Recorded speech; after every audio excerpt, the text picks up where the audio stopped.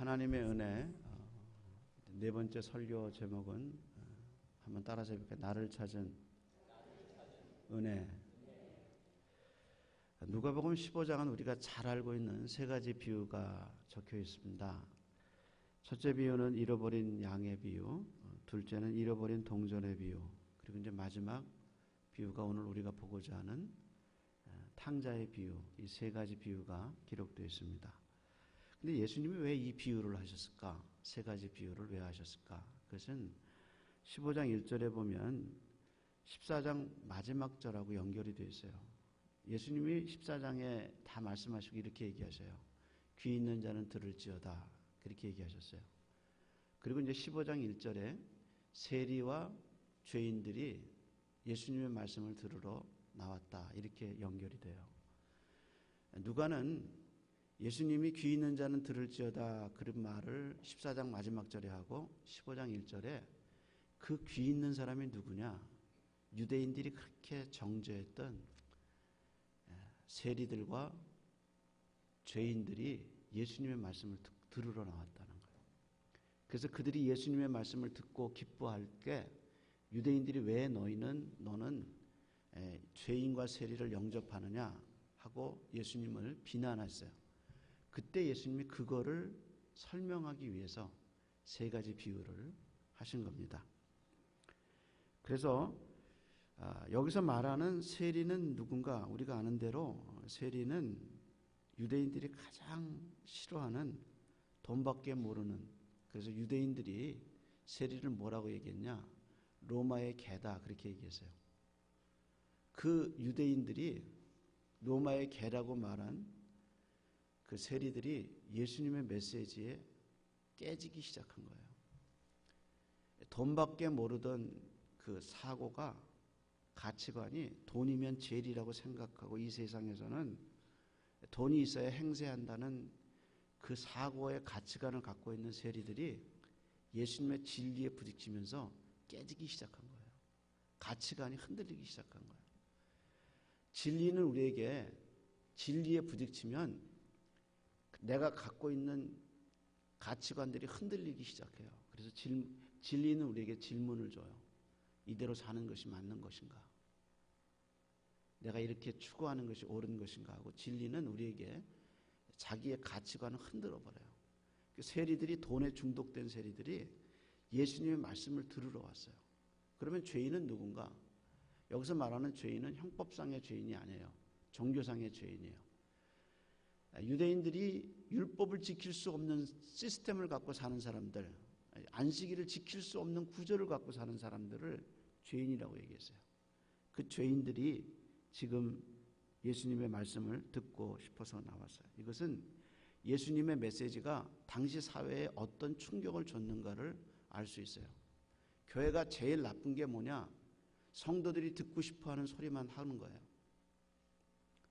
그들의 삶 속에 흔들을 수 있는 진리가 아니라 듣고 싶은 얘기만 해주고 듣고 싶은 얘기만 듣고 싶어서 쫓아다니는 거예요. 예수님의 메시지는 사회에 그렇게 하지 않았어요.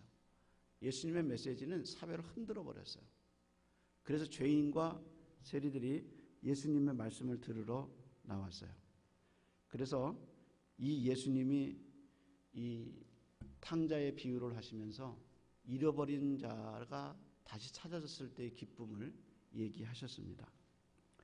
잃어버렸다는 개념이 그 잃어버린 것을, 사랑하는 사람을 잃어버렸을 때 어떤 마음일까 하고 생각해 봤습니다. 사랑하는 사람을 잃어버렸다는 느낌은 어떤 느낌일까? 여러분, 신경숙 씨가 쓴 유명한 소설 엄마를 부탁해라는 소설을 여러분 가운데서 읽은 분이 있을 거예요. 이 소설의 첫 문장은 이렇게 시작합니다. 엄마를 잃어버린 지 일주일째다 라는 말로 시작하고요. 맨 마지막에, 소설의 마지막은 로마의 성당에 있는 그 딸이 로마의 성당에 가서 마리아가 죽은 예수를 붙잡고 안고 있는 미켈란젤로의 피에타라는 조각상 앞에서 딸이 하는 말로 끝납니다. 그 말이 맨 마지막에 뭐냐면 소설의 제목이었던 엄마를 부탁해 하는 말로 소설이 끝납니다. 이 소설은 파란 슬리퍼를 신은 채 엄마가 서울역 지하철에서 길을 잃어버리고 미아가 되면서 소설의 이야기가 시작됩니다. 엄마를 찾는 과정에서 가족들은 엄마가 실종되기 이전에 이미 자신들의 삶 속에서 엄마가 실종됐다는 사실을 깨닫기 시작해요. 엄마는 당연히 그렇게 살아야 돼. 그렇게 사셨어. 그래야 돼. 엄마에 대한 생각이 없이 자기네들만 살았어요. 그래서 그들의 삶 속에 엄마라는 존재를 잊고 살았다는 걸 알게 되면서 엄마를 찾아가는 과정 속에서 엄마가 얼마나 중요한 존재인가, 위대한 엄마였는가를 깨닫기 시작하는 것이 소설의 내용입니다. 저자는 엄마를 잃어버린 마음을 이렇게 표현했어요. 그 표현이 저 가슴에도 콱 와서 울렸어요. 엄마를 잃었다는 거. 저는 이제 재작년에 어머니가 소천하셔서 못 봤어요. 공항에 딱 소식 듣고 부지런히 갔는데 공항에 이렇게 딱 서 있는데, 제가 시민권을 따고 매년 제가 영주권 따고 한국에 들어갔었는데 시민권 따고 엄마가 돌아가셨던 얘기를, 위도가던 얘기를 듣고 딱 갔는데 그 라인을 외국인 라인에 서 있어요. 한국 들어가면서 외국인 라인에 서 있는 그 자체가 받아들이기가 쉽지 않더라고요. 그래서 외국인 라인에 서 있는데 전화가 왔어요. 형 도착했어? 왔다. 엄마 돌아가셨어. 그러니까 그 외국인 라인에 서서 그 전화를 받으면서 제가 한 번도 이민 온 것에 대해서, 미국 온 것에 대해서 한 번도 내가 선택을 잘못했다, 또 하나님이 나를 잘못 인도하시지 않았다 했다는 생각이 한 번도 없었는데, 엄마의 임종을 못 봤다는 그 공항, 인천공항에서 형 왔어? 왔다. 엄마 돌아가셨어. 그 말을 딱 듣는 순간 내가 이민 목회하고 이민 온 것이 여기서 어떤 의미가 있는가 하고 엄마를 잃어버린 상실감이 정말 컸습니다. 그래서 신경숙 씨가 엄마를 부탁해라는 소설에서 그 엄마에 대한 표현을 한 것이 가슴에 절박하게 가슴에 닿았어요. 신경숙 씨가 이렇게 얘기했습니다. 엄마가 없는데도 봄은 오고 있다. 언 땅이 녹고 세상의 모든 나무에 물이 오르고 있다니. 그동안 너를 버티게 했던 마음, 엄마를 찾아낼 수 있으리라는 믿음이 뭉개졌다. 엄마를 잃어버렸는데 이렇게 여름이 오고 가을이 가고 또 겨울이 찾아오겠지. 나도 그 속에서 살고 있겠지. 텅 빈 폐허가 내 눈에 펼쳐진다. 그 길을 터벅터벅 걷고 있는 파란 슬리퍼를 신은 실종된 여인. 그것이 엄마를 잃어버렸는데도 봄은 오고 있구나. 그 말이 얼마나 그렇게 절박하게 가슴에 느껴지는지 몰라요. 사랑하는 대상을 잃어버렸다는 것, 누군가 사랑하는 대상을 잃어버렸다는 것이 바로 이것입니다. 사랑하는 대상을 잃어버렸는데 내가 살아가고 있다는 것, 그 가슴의 공허감, 그것이 바로 사랑하는 대상을 잃어버렸어요. 누가복음의 특징은 그 잃어버린 대상을 찾았을 때의 기쁨을 얘기하고 있어요. 그래서 누가는 1장부터 맨 마지막까지 구원받은 사람의 기쁨, 하나님이 죄인 하나 찾았을 때의 기쁨, 그리고 죄인이 돌아왔을 때 그 가정의 기쁨을 얘기하고 있어요. 그래서 이 기쁨이라는 것은 이렇게 잃어버렸던 엄마를 찾았을 때처럼 느끼는 거예요. 그래서 이 세 가지 비유의 특징이 다 잃어버린 것을 찾은 거예요. 탕자의 비유에서 잘 알려진 이야기는 둘째 아들이 아버지에게 재산 분배를 요구하면서 시작됩니다. 그래서 11절에 보면 어떤 사람에게 두 아들이 있는데 그 둘째가 아버지에게 아버지여 재산 중에 내게 돌아올 분깃을 내게 주소서 라는 말로 이것이 시작됩니다. 그래서 아버지는 이번 기회에 둘째에게만 재산을 물려준 게 아니라 첫째에게도 똑같이 재산을 물려줘요. 그래서 11절에 보면 그 아버지가 살림을 그 다음 말이 각각 나눠줬다 그랬어요. 그러니까 이번 기회에 아버지는 완전 재산을 분배해 버렸어요. 재밌는 사실은 누가가 쓴 분깃이라는 말과 살림이라는 뜻이에요. 누가는 이 두 개의 단어를 일부러 대비시켜요. 아들이 아버지에게 요구한 것은 내게 돌아올 분깃을 주소서 이렇게 얘기했는데 아버지는 그 분깃을 준 게 아니라 살림을 내줬다 그렇게 얘기했어요. 그래서 누가는 분깃이라는 말과 살림이라는 말을 아주 날카롭게 대비하고 있는 것을 볼 수 있어요. 그런데 여기서 분깃이라는 말이 헬라 말의 우시아라는 말인데 이 말은 소유물이에요. 그냥 소유물, 부동산이라는 뜻이에요. 그러니까 아들은 아버지에게 내게 아버지가 갖고 있는 부동산을 내게 주세요. 우시아를 주세요. 이렇게 얘기했어요. 근데 아버지가 나눠준 것은 분깃이 아니라 살림이라 그랬어요. 근데 이 살림이라는 말이 비온이라는 헬라 말의 뜻인데 이것은 단순하게 살림이 아니라 생명이라는 뜻이 있어요. 그래서 누가는 이 단어를 비교했어요. 그러니까 아버지는 살림을 나눠줬어요. 뭘 나눠줬냐? 자기 생명을 나눠준 거예요. 근데 누가가 이 단어를 한 번 더 써요. 언제 쓰느냐? 누가복음 21장에 예수님이 성전에 계실 때 과부가 자기의 생활비 전부를 넣었다. 그 장면에서 누가는 이 비온이라는 살림이라는 말을 한 번 더 써요. 다시 말해서 과부의 헌금은 우시아 부동산이나 살림 부동산이나 소유물이 아니라 자기 생명 비온을 넣었다는 거예요. 그래서 과부는 자기의 생명을 드렸어요. 그래서 예수님이 그 과부의 삶을 보시고 저가 넣은 것은 돈이 아니라 자기 생명을 넣었다. 그렇게 얘기했어요. 저는 이민목회 첫 번째 이민목회를 지금 하고 있습니다. 근데 제가 한국에서 세탁소를 한 번도 방문해 본 적이 없어요. 제 기억에 세탁소를 방문해 본 적이 없어요. 근데 제가 미국 가서 이제 그 PCA는 여러분들 PCA지만 사인하잖아요. 나가 이 교회 가겠습니다. 또 이 교회에서 얼마 살아야겠습니다라고 그 사인하잖아요. 그때 제가 2001년 7월 4일 날 그 사인하러 왔었는데요. 그때 장로님이 그러시더라고요. 목사님, 제가 장사하는데 한번 가보시겠어요? 그래서 새벽에 제가 장로님 그 붉은 밴 그걸 따라갔어요. 따라갔는데 그분이 이제 저한테 전화할 때 제가 물어봤어요. 장로님은 뭐 하셔요? 이렇게 물어봤어요.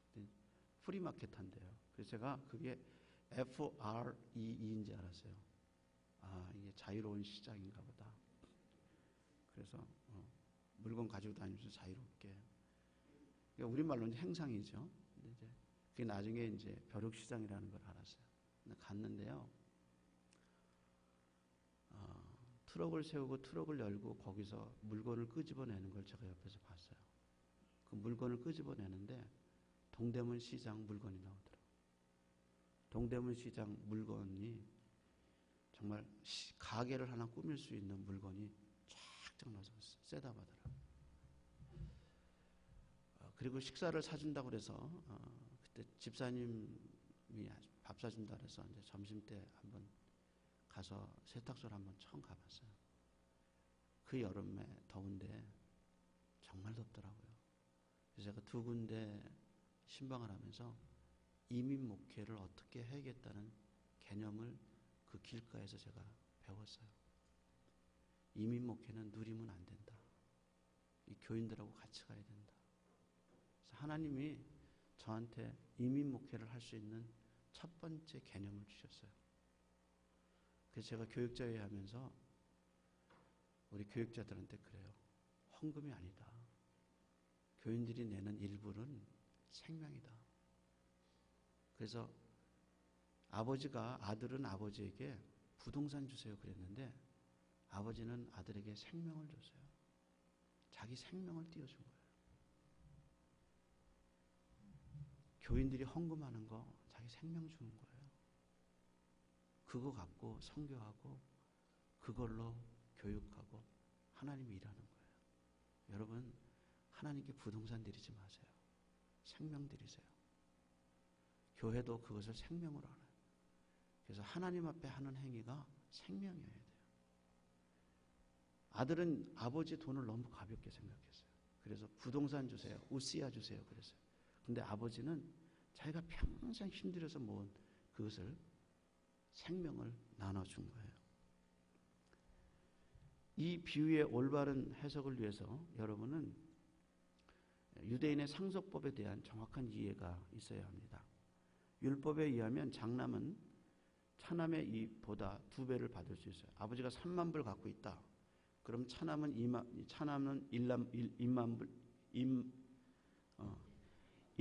불 받지만 장남은 2만 불 받아요. 그것이 이제 율법이에요.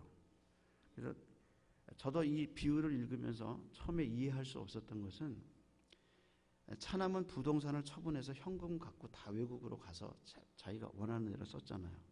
근데 장남은 어떤 이유에서 집에 남아서 아버지를 도와야 했는가?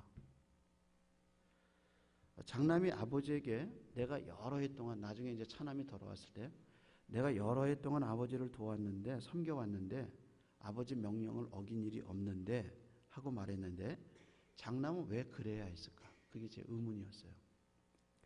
이게 단순히 효자였기 때문에 장남이 집을 안 가고 아버지를 섬겼던 게 아니라는 겁니다. 유대인의 상속법은 2가지 경우가 있는데 아버지가 유언장으로 물려주는 경우와 또 하나는 증여로 상속하는 2가지 경우가 있어요. 결론은 장남은 유언에 의한 상속을 받은 거고요. 차남은 증여에 의한 상속을 받은 거예요. 그런데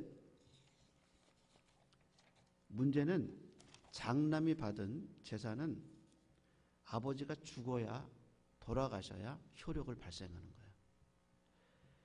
그래서 유언장에 의한 재산 상속은 일단 아버지가 유언장을 작성해서 아들에게 물려주면 모든 재산은 아들 앞으로 소유권이 이전됩니다. 그런데 아버지가 살아있는 동안에는 그 소유권을 행사할 수 없어요. 그리고 아들이 그 소유권을 마음대로 처분할 수 없어요. 만약에 아들이 처분했어도 그 재산은 아들에게 가는 게 아니라 아버지에게 가요. 그리고 그 재산에서 얻어오는 렌트값을 내줬던, 어떤 것을 했든지 농토를 심었든 거기서 오는 모든 이득은 아들 앞에 가는 게 아니라 아버지 앞으로 가요. 그런 이유로 소유권은 아버지에게, 아들에게, 처분권은 아버지에게 있어요. 그래서 땅에 나오는 수익도 아들이 아니라 아버지가 갖게 돼요. 이렇기 때문에 장남은 아버지 집을 떠날 수가 없었어요. 그래서 아버지가 돌아가시면 그 모든 재산이 다 자기 것이 돼요. 이걸 알기 때문에 아버지가 나중에 이 비유가 끝나는 31절에 아들에게, 장남에게 이렇게 얘기하죠. 얘야, 너는 항상 나와 함께 있으니 내가 가진 모든 것이 다 내 것이 아니냐라고 한 말을 이 상속법을 이해해야 알 수 있다는 거예요. 장남은 유언에 의해서 재산을 분배받은 것에 비해서 차남은 증여에 의해서 재산을 물려받았기 때문에 자기가 소유권, 처분권, 그리고 그 재산에서 얻을 수 있는 모든 이익을 다 가질 수 있었어요. 그래서 아버지가 물려주자마자 다 팔아가지고 현금화해서 그래서 외국으로 나간 겁니다. 당시 통계 자료에 의하면 팔레스타인이 정치적으로 어렵고 힘들어서 돈 있는 사람들은 외국으로 나가서 살았어요. 그래서 본토에서 사는 이민자의 수보, 본토에서 사는 본토인의 수보다 이민자의 수가 더 많은 것이 당시 팔레스타인의 경험이었어요. 그래서 외국에 가서 있는 돈 다 쓰고 삽니다. 제가 이 비유를 보면서요, 한국에서 진짜 신앙생활 잘했던 사람들이 미국 가서 신앙 베리는 거 제가 많이 봐요. 정말 그렇게 기도했던 분들이 미국 가서 기도 쉬고 신앙생활 쉬고 그냥 겨우 명맥만 유지하는 거 제가 많이 봐요. 그게 뭐냐? 자기 신앙 다 팔아먹은 거예요. 근데 미국이요, 여러분, 신앙생활하기 좋은 데 아니에요. 미국이 신앙 팔아먹기 좋은 땅이에요. 그것이 리즈너블하고요, 하나님에 대한 기대감을 갖지 못하게 하는 시스템 속에서 살아가게 만들어요. 그래서 미국이 제가 개인적으로 보기에 신앙을 잘 지키기가 쉽지 않은 땅이에요. 여러분 깨어서 경성하지 않으면 신앙 지키기 쉽지 않아요. 이 아들이 나가서 다 잃어버렸어요. 근데 중요한 것은 아들이 잃어버린 것은 돈만이 아닙니다. 아들이 잃어버린 게 뭐냐? 정체성을 잃어버려요. 그래서 13절에 보면 그 이후에 며칠이 안 돼서 둘째 아들이 재물을 다 모아가지고 먼 나라에 가서 호랑방탕하여 그 재산을 낭비했다. 이렇게 나옵니다. 여기서 낭비라는 헬라 말이 그냥 낭비가 아니라 바람 속에서 흩어졌다, 흐트러뜨렸다 그 뜻입니다. 학자들은 이 둘째 아들의 연령대를 20대 그리고 싱글로 봅니다. 그래서 학자들이 이 아들을 20대 전후에 싱글로 보는데 그런 그가 아버지 재산을 다 말아먹고 상태가 비참하게 됐는데 누가는 여기서 이 아들이 비참하게 된 상태를 뭐에 비교했냐면 돼지하고 비교했다는 거예요. 이게 포인트예요. 그래서 그가 가뭄이 찾아오고 그 땅에 직업 없는 그가 누군가의 돼지떼를 치게 됐습니다. 그런데 그 땅에 기근이 심하게 들고 돼지가 먹는 쥐염 열매를 먹고 싶은데 아무도 그에게 돼지가 먹는 쥐염 열매를 주지 않았다. 주는 사람이 없었다. 이렇게 얘기했어요. 여기서 주는 사람이 없었다는 말의 개념은 그럼 어떻게 살았느냐? 도둑질해서 살았다는 거예요. 돼지는 유대인이 가장 혐오하는 동물인데 한마디로 말해서 이 아들은 이 돼지보다도 못한 생활을 했다. 그래서 여기서 아이콘처럼 등장한 것이 쥐염 열매예요. 쥐염 열매가 뭐냐? 이게 히브리 말로 하루빔이라고 하는데 우리나라 콩처럼 까면은 길게 10개에서 15개 정도의 그 열매가 있다고 그래요. 그래서 이거를 말려가지고 유대인들은 차로도 먹고 한다고 합니다. 그런데 이 열매가 칼로리가 높기 때문에 이방 우상에게 제물로 드릴 때 그 돼지를 쥐염 열매를 먹인대요. 그래서 돼지를 살찌게 하고 칼로리가 높게 해준다는 거예요. 그게 기록에 나와요. 그러니까 아버지의 둘째 아들이 그 집의 상속자였고 아버지의 아들이었던 그가 이방 땅에서 돼지처럼 살고 쥐염 열매를 먹고 살았다는 이 말의 공통점은 아들이 정체성을 잃어버렸다는 거예요. 내가 누군지 정체성을 잃어버렸어요. 신앙생활을 못하면요, 하나님의 말씀대로 안 살면 내가 누군지 잃어버리고 살아요. 아침부터 새벽까지 열심히 일하고 주일날도 열심히 나가서 일하고 온전히 일하는 데만. 그래서 내가 누군지를 잊고 살아요. 왜 여기 왔는지 잃어버리고 살아요. 그게 뭐냐? 정체성의 상실이에요. 이런 그가 돼지같이 살고 있던 이 사람이 정체성을 찾는 것이 17절이에요. 그래서 이렇게 얘기하죠. 이에 돌이켜 이르렀다라는 말은, 정확한 헬라 말은 자기가 자기 자신에게 돌아왔다는 뜻이에요. 그래서 아들이 자기가 누군가를 생각하고 자기가 아버지를 만나면 이렇게 하겠다라고 얘기한 것이 이 비유에 이제 나와요. 그래서 본문 17절에서 19절은 아들이 아버지를 만나면 내가 이렇게 하겠다고 생각하고 21절은 아버지를 만난 다음에 아들이 자기 아버지에게 이제 한 말을 기록되어 있어요. 그래서 이 이야기의 17절에서 19절은 아들이 쥐염 열매를 먹으면서 자기가 누군가를 생각하기 시작해요. 17절에 이렇게 얘기하죠. 내가 아버지 집에는 양식이 풍족한 품꾼이 얼마나 많은가.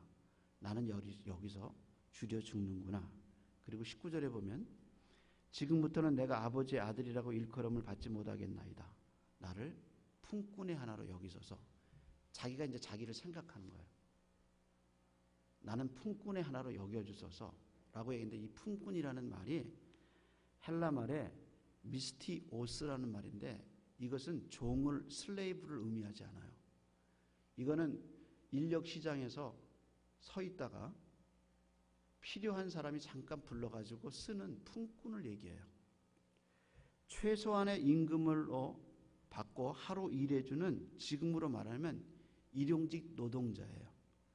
아들은 자기가 아들이라고 칭함을 받는 것이 너무 죄스러워서 품꾼의 하나로 여겨주소서라고 말했어요. 아들이 이렇게 생각한 이유는 자기가 이미 아버지에게 상속권을 받아가지고 재산을 다 잃어버렸다는 거예요.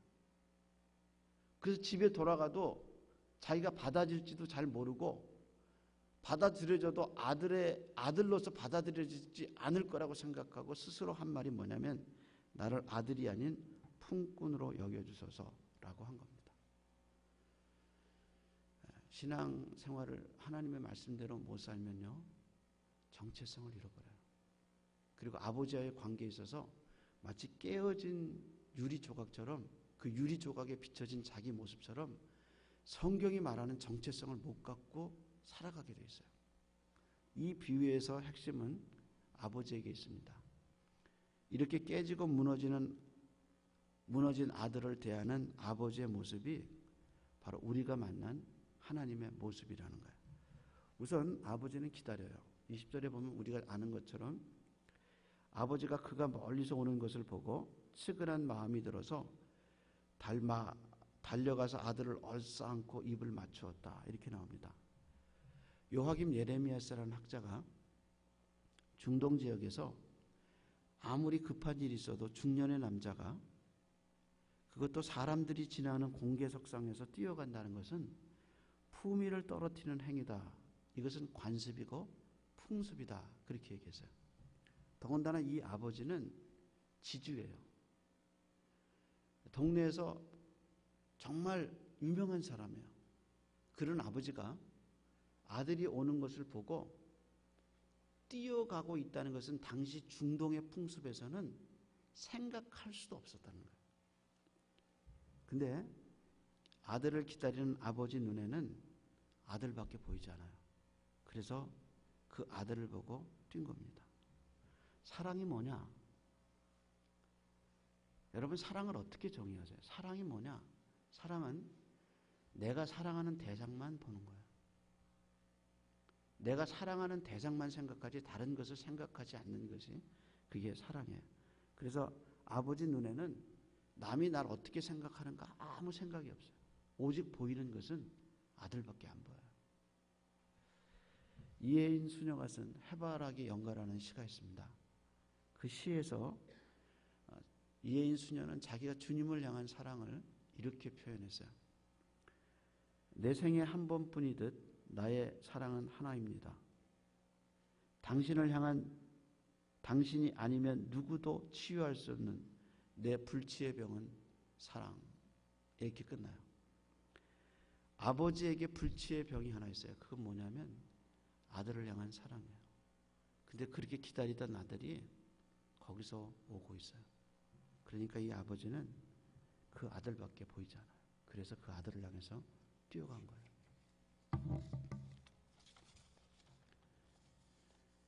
그러면 이렇게 뛰어간 아버지의 사랑이 아들에게 어떻게 났느냐? 본문에 보면 아버지는 말이 없어요. 그는 아들을 보자 아들에게 뛰어가서 목을 안고 입을 맞춥니다. 근데 놀라운 것은 이 아들의 정체성이 언제 어디서 회복되냐면 아버지가 그를 안아줬을 때, 그러니까 아버지의 품속에 있을 때 이 아들의 정체성이 그때서 비로소 회복이 돼요. 그래서 아들이 20절에 보면 아버지가 아들에게 입 맞추었을 때 아들이 이렇게 얘기해요.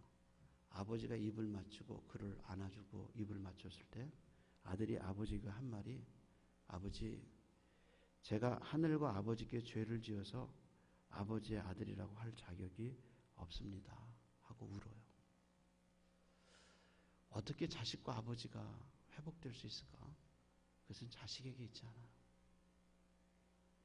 이 깨진 아들을 아버지는 안고 말 없이 그냥 안았어요.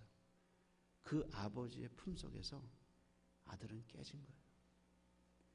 아버지가 아들을 위해서 우리가 아는 대로 세 가지 해주죠.